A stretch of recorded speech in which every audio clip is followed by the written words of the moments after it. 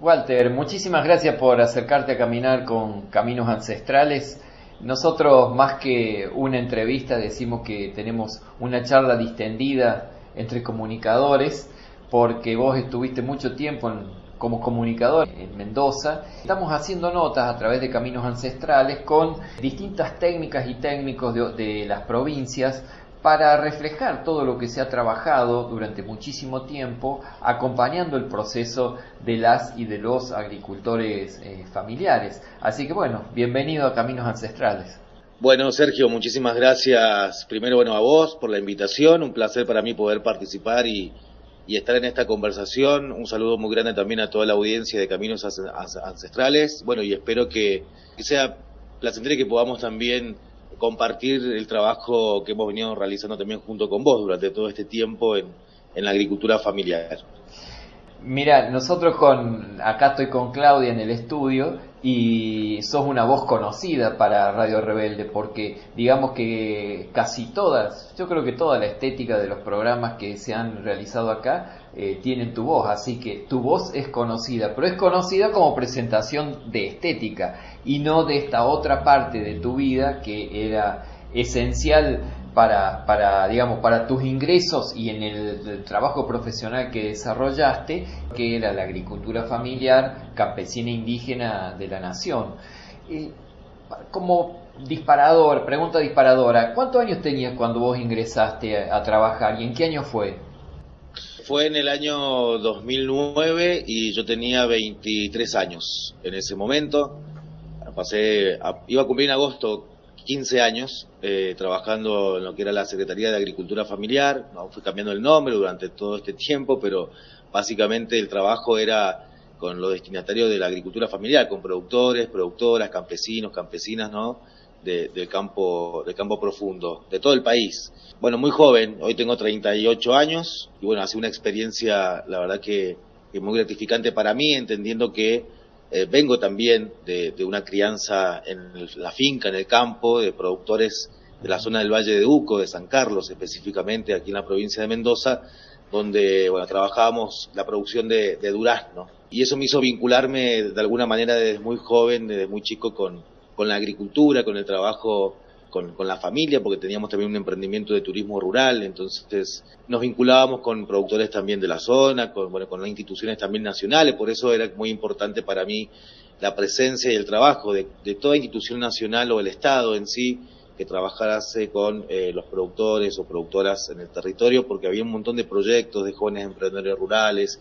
Yo me acuerdo que también participaba con 15 años, 16 años en el Consejo Asesor del INTA, y eso me fue como abriendo camino a desempeñarme de alguna manera desde mi profesión, pero con un rol comprometido desde la comunicación en esos ámbitos, digamos, ¿no? En el Estado. Yo convencido y creído que el Estado es una herramienta que permite a sectores que por ahí no son visibilizados, que no son escuchados, no porque no tengan voz y no tengan la capacidad de visibilizarse, sino porque hay otros sectores que no permiten u opacan la voz o silencian también esos sectores, por intereses, ¿no? Por diferentes intereses, pueden ser económicos, políticos, y desde la comunicación para mí era importante cumplir ese rol también, ¿no? Desde la institución y desde el sector, de poder acompañar esos procesos de visibilización.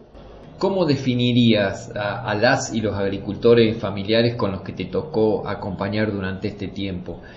Centrado ahí en Mendoza, no pretendo que haga generalidades de todo el país ni nada, pero ahí en Mendoza, ¿cómo lo caracterizarías? Mira, para mí es un sector que me sorprendió a medida que fui conociendo, que salí de San Carlos, ¿no? Que era como mi zona de confort y empecé a conocer otros territorios también, otras actividades, porque si bien yo estaba más abocado a la actividad agropecuaria, empecé a conocer las ganaderías, cuestiones o zonas del secano, y una de las características que tiene el sector, que fui lo que también fui aprendiendo y compartiendo con todos los productores y productoras, tiene que ver primero con el arraigo, con esa capacidad de arraigo a pesar de las adversidades, ¿no? Que se encuentran con lo climático, con lo económico, con las dificultades de acceso a un montón de servicios como la salud, de caminos rurales en buen estado, la educación.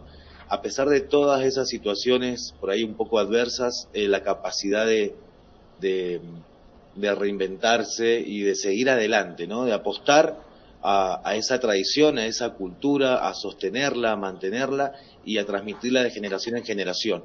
Eso fue lo que más me conmovió de alguna manera, ¿no? Del sector. Bueno, sobre todo esa resiliencia, ¿no? Esa resiliencia que tienen los agricultores y productores familiares y además de ser un sector que para mí es demasiado, o sea, muy honesto, sincero, compañeros, digamos, ¿no? Para generar cualquier tipo de procesos, digamos, ¿no? De formación, de crecimiento, de apostar también a eso y la visión a futuro, con mucha esperanza.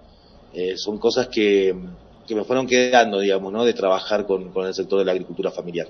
¿Al urbanismo le interesa algo de lo que ocurre en ese nivel de la ruralidad o está absolutamente desentendido de lo que ocurre ahí? Suceden, creo que, varios fenómenos con respecto a eso y es muy interesante por ahí poder analizarlo. Yo creo que cuando yo comencé en el 2009 era un concepto nuevo de la agricultura familiar que se venía implementando en Brasil y a partir de ahí se empezó a extender en todo el territorio de Latinoamérica, pero así como concepto conocido públicamente, si se quiere, ¿no? Porque la agricultura familiar ha existido desde nuestros queridos pueblos originarios hasta la actualidad, digamos, no es una cosa nueva, no se descubrió la agricultura familiar, pero sí en los medios, y que fue muy importante en el caso de la tarea nuestra como comunicadores, empezar a introducir el tema y el concepto de agricultura familiar en los centros urbanos, ¿no? En la ciudad, y era muy difícil también poder entender, no sé, no estaban habilitadas las ferias, por ejemplo, en las municipalidades era muy difícil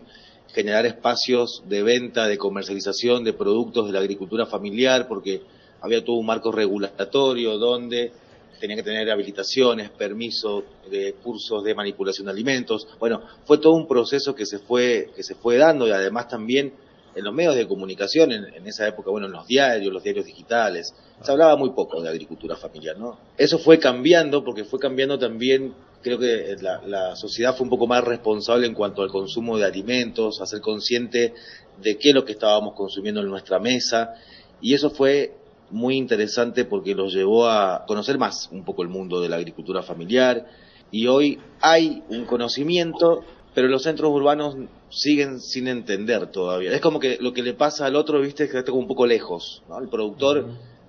sigo yendo a la feria, sigo yendo al supermercado, pero yo creo que no visualiza bien de dónde viene ese producto, quién está atrás de ese producto, no solamente de los productos alimentarios, de alimenticios, digamos, ¿no? Sino también de las artesanías, del trabajo en el cuero, del hilado, de cómo se tiñe una lana. Entonces, en estos fenómenos que yo mencionaba al principio, tiene que ver, digo, ¿hay un mayor conocimiento que hace un tiempo atrás? Sí, hay mayor conocimiento de la agricultura familiar.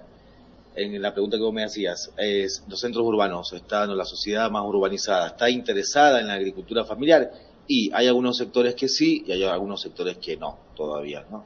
Por eso a mí me impactó mucho cuando hay algún tipo de política pública que por ahí se pierde o se desvanece, o por decisiones políticas no se continúan, como por ejemplo acá fue la lucha antigranizo, que este año el gobierno provincial la desestimó y canceló la lucha antigranizo. Y mucha parte de la sociedad lo festejó y lo celebró porque era gasto de recursos. Probablemente ese sector no entiende lo importante que es para un productor y un agricultor familiar poder combatir ese tipo de inclemencias climáticas, que si bien son naturales, pero sí se pueden mitigar un poco, ¿no? Los daños. Y que después nosotros trabajábamos desde el Estado, con seguros agrícolas, con financiamiento para emergencia, porque habían tenido ese tipo de problemas. Entonces, bueno, hay un sector de la sociedad que por ahí no comprende, digamos, ¿no? Que es muy amplio el hecho de hablar de agricultura familiar, no es solamente producir un zapallo, producir un tomate y producir una zanahoria. Hay cuestiones culturales, hay cuestiones que se abandonan, que se dejan de lado, tiempo que la familia destina para trabajar, bueno, mujeres, niños, ¿no? Todo que se involucran en ese trabajo y que termina siendo el ingreso. Eso no es ni más ni menos que el ingreso de una familia, es el trabajo que da su fruto y que es el ingreso de una familia. Entonces, así como cualquiera trabaja, no sé, en alguna oficina, es docente, es médico, es un trabajo más el de la agricultura familiar. obvio que uno está un poco más expuesto a lo que yo mencionaba, que eran las inclemencias climáticas, esas condiciones que por ahí no es la misma que en la urbanidad, digamos, ¿no? En la ruralidad hay muchas más limitantes. Claro. Y vos sabés que mientras hablabas acerca de que hay un sector que no comprende a la agricultura familiar, como por ejemplo de dar políticas de seguro para la cuestión del granizo, yo me pregunto si no se comprende o se hace adrede para después quedarse con esas tierras y beneficiar a los grandes productores, porque también está la otra parte, Walter, que sabemos que desde muchos lugares la están combatiendo a la agricultura familiar, como los pueblos indígenas, le están quitando las tierras, van con escrituras fraguadas y sabemos que los están sacando de esos lugares, con el poder judicial, con una policía represiva, con todos los métodos que tiene la justicia blanca por sobre todo estos sectores que hace cientos de años que están en el mismo lugar, pero que sin embargo con las políticas que se aplican se los segrega de esos lugares para que vayan a alimentar las villas de las ciudades. No, pero seguro, eso sin duda, eso ha pasado siempre en la Argentina, digamos, ¿no? El tema del uso y el manejo de la tierra, ¿para qué y para quiénes?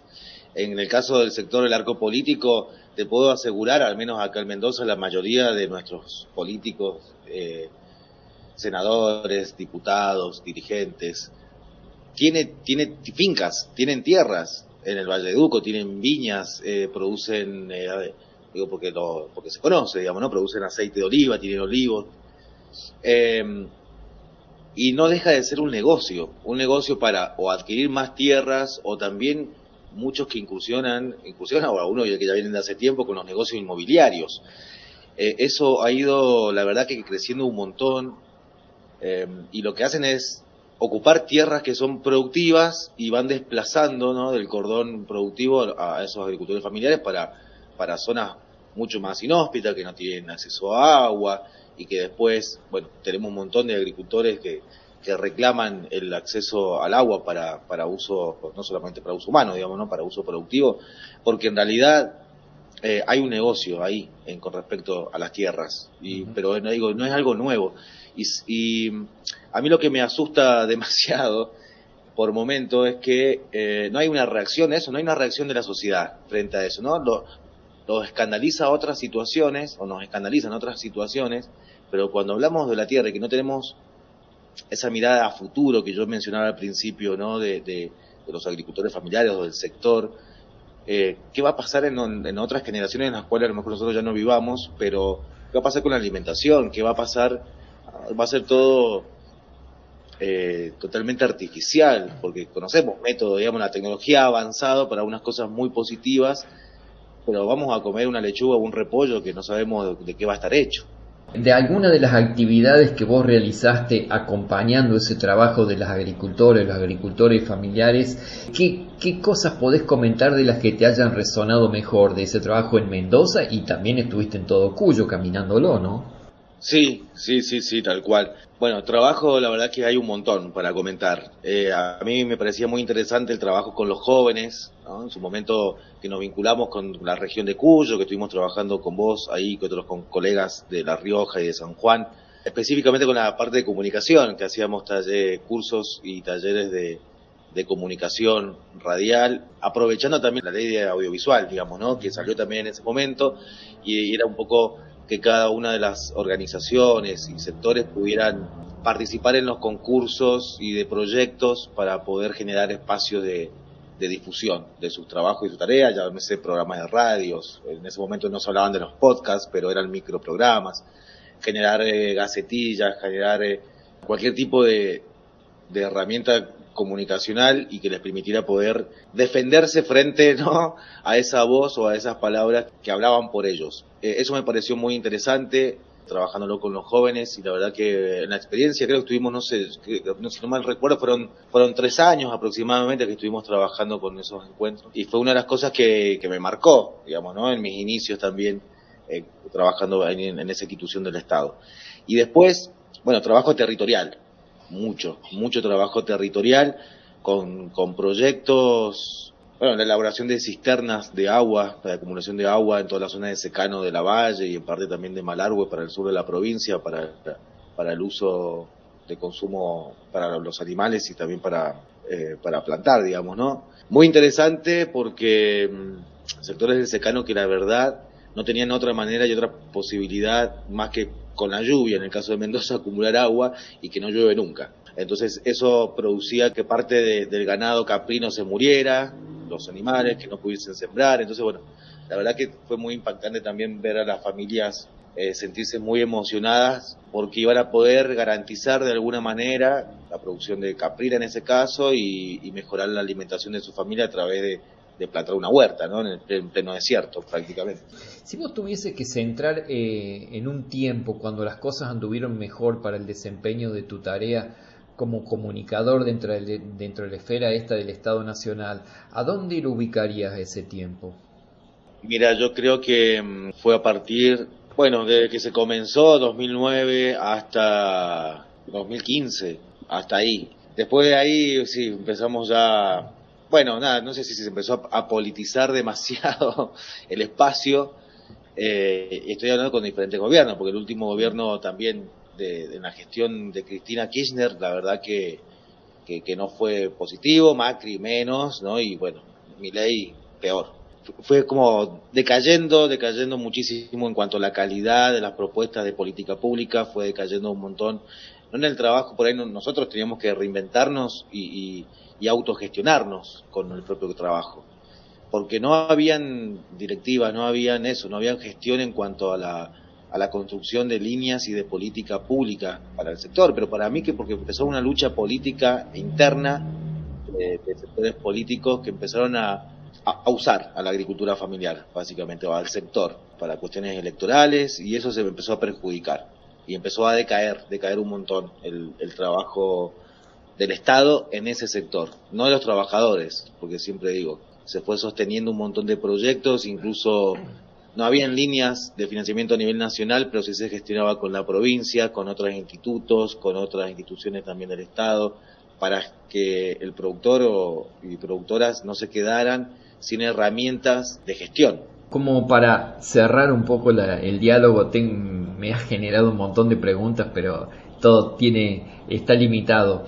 ¿Con qué te quedas de todo este trabajo y qué te llevas para poder continuar en tu vida laboral en otros escenarios?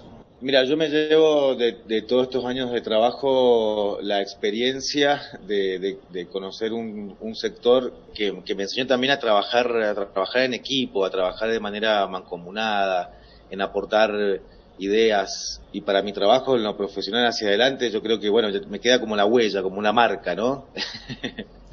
de siempre intentar buscar, bueno, siempre uno intenta buscar y volver a esos espacios donde sintió mucha contención, donde desde mi lugar, desde mi profesión, siempre aboqué a dejar también herramientas, ¿no? Aprender también, de manera constante y brindar las herramientas que yo pude adquirir con mi profesión. Me llevo esa energía y esas ganas de apostar, de seguir apostando a pesar de las adversidades, que fue una de las cosas que mencioné al principio, ¿no? De la entrevista, de ser resiliente, porque también nos tocó a nosotros, digamos, ¿no? Como trabajadores, seguir insistiendo. Yo creo que no está todo terminado, que acá no se termina nada, digamos, ¿no? Se terminan por ahí ideas de gobiernos que uno puede compartir o no, pero nunca pudieron silenciar a nadie, ¿no? En este país. Menos lo van a hacer con el sector. Se aprovechan porque no siempre uno piensa el sector de la agricultura familiar, son vulnerables, no tienen capacidades, no toda una cuestión negativa. Siempre uno tiene, cuando a veces escucha, conceptos y concepciones negativas del sector de la agricultura familiar, ¿no? Son todos pobres, no tienen capacidades, bueno, pero ¿por qué no tienen acceso al crédito? Que esa es una realidad. Pero en realidad no se dan cuenta que el poder que tiene el sector de la agricultura familiar, que es ni más ni menos que el productor de alimentos, el transmisor de identidad y de cultura, y esas cosas no se van a poder silenciar nunca. Y yo sí apuesto y creo y soy como muy positivo que a pesar de que estamos en una situación donde intentaron eso, va a resurgir, vamos cambiando. Y la tecnología nos favorece, ¿no? En el 2009, como vos decías, Facebook y todas las redes sociales algunas no existían y otras recién iniciaban. Entonces hoy, que es lo que yo siempre apelo, todos tenemos un celular y a partir de ese celular podemos visibilizar todo lo que nosotros nos propongamos, podemos generar contenido desde ese celular. Eso es lo que muchos creen con la vieja política de que, bueno, listo, te corto el recurso, elimino una institución y listo, chao, se murió. No. Entonces, bueno, eso es lo que me queda y eso es lo que pienso hacia adelante y lo que bueno, y espero en algún momento, sigo vinculado con algunos sectores de la agricultura familiar y creo que voy a seguir de alguna manera, ¿no? Por más que, no sé, a lo mejor me dedico un poco más a la docencia o hago un emprendimiento mío personal, de lo que fuese, pero siempre de alguna manera voy a buscar volver a la agricultura familiar, a poder apostar, a apoyar y acompañar esos procesos, que para mí son importantísimos. Es hermoso escucharte hablar de esa manera, Walter, identificado totalmente con el sector. Te agradecemos un montón acá con Claudia, te agradecemos que le pongas la voz a Radio Rebelde porque en todos los programas está tu voz y hoy nos trajiste una página distinta de tu propia vida que es el acompañamiento que hiciste con las y los agricultores familiares. Así que muchísimas gracias por todo.